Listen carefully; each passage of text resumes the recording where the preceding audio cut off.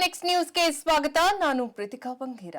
ಭಾರತದಲ್ಲಿ ಮೊದಲ HMPV virus ಪ್ರಕರಣಗಳು ಬೆಂಗಳೂರಿನಲ್ಲೇ ಪತ್ತೆಯಾಗುವ ಮೂಲಕ ಆತಂಕವನ್ನ ಸೃಷ್ಟಿ ಮಾಡಿತು.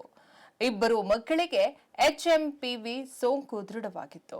ಇದರ ಬೆನ್ನಲ್ಲೇ ರಾಜ್ಯ ಸರ್ಕಾರ ಹಾಗೂ ಆರೋಗ್ಯ ಇಲಾಖೆ ಫುಲ್ ಅಲರ್ಟ್ ಆಗಿದ್ದು, ಈ ಬಗ್ಗೆ ಯಾವುದೇ ಆತಂಕ ಬೇಡ ಎಂದು ಹೇಳಿತು. ಇದೀಗ ಮತ್ತೊಂದು ಮಹತ್ವವಾದ ವಿಚಾರವನ್ನ ಆರೋಗ್ಯ ಇಲಾಖೆ ಹಂಚಿಕೊಂಡಿದೆ. ಸದ್ಯ ಕರ್ನಾಟಕದಲ್ಲಿ HMPV ವೈರಸ್ ಕೇಸ್ಗಳು ಪತ್ತೆಯಾದ ಕಾರಣ ಜನರಲ್ಲಿ ತಪಾಸಣೆ ಮಾಡಿಸಿಕೊಳ್ಳಬೇಕೆ ಎನ್ನುವ ಪ್ರಶ್ನೆ ಇಲ್ಲಿ ಎದುರಾಗಿತ್ತು.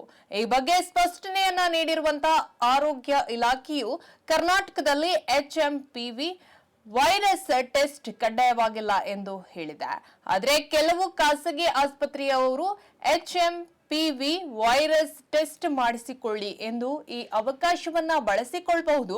ಹೀಗಾಗಿ ಎಲ್ಲಾ ಖಾಸಗಿ ಲ್ಯಾಬ್ಗಳು ಹಾಗೂ ಖಾಸಗಿ ಆಸ್ಪತ್ರೆಗಳ ಮೇಲೆ ನಿಗಾ ಇಡುವುದಾಗಿಯೂ ಆರೋಗ್ಯ ಇಲಾಖೆ ತಿಳಿಸಿದೆ. ಇನ್ನು ಸಾಮಾನ್ಯವಾಗಿ ಕಂಡು ಬರುವಂತಹ ಜ್ವರ, ಕೆಮ್ಮು ಎಂದು ಚಿಕಿತ್ಸೆಗಾಗಿ ಆಸ್ಪತ್ರೆಗೆ ಹೋಗುವವರು HMPV ವೈರಸ್ ಟೆಸ್ಟ್ ಅನ್ನ ಮಾಡಿಸಿಕೊಳ್ಳುವ ಅವಶ್ಯಕತೆ ಇಲ್ಲ ಎಂದು ಸ್ಪಷ್ಟನೆಯನ್ನ ನೀಡಿದೆ. ಬೆಂಗಳೂರಿನಲ್ಲಿ HMPV ಕೇಸ್ಗಳು ಪತ್ತೆಯಾದ ಕಾರಣ ಕೆಲ ಆಸ್ಪತ್ರೆಗಳಲ್ಲಿ ಇದರ ತಪಾಸಣೆ ಹೆಸರಿನಲ್ಲಿ ಸಾವಿರಾರು ರೂಪಾಯಿ ಹಣವನ್ನ ವಸೂಲಿ ಮಾಡುತ್ತಿರುವ ವಿಚಾರ ಕೂಡ ಇಲಾಖೆಯ ಗಮನಕ್ಕೆ ಬಂದಿದೆ.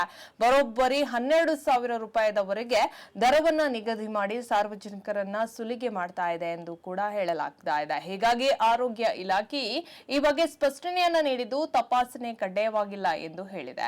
ಇದೇ ವಿಚಾರವಾಗಿ ಇಂದೇ ಆರೋಗ್ಯ ಇಲಾಖೆಯು ಪ್ರಕಟಣೆಯನ್ನು ಹೊರಡಿಸಲಿದೆ ಎಂದು ಹೇಳಲಾಗ್ತಾ ಇದೆ. ಹೆಚ್ಚಿನ ಅಪ್ಡೇಟ್ಗಾಗಿ ನೋಡ್ತಾರೆ ನೆಕ್ಸ್ಟ್ ನ್ಯೂಸ್ ಕನ್ನಡ. ವಂದನೆಗಳು.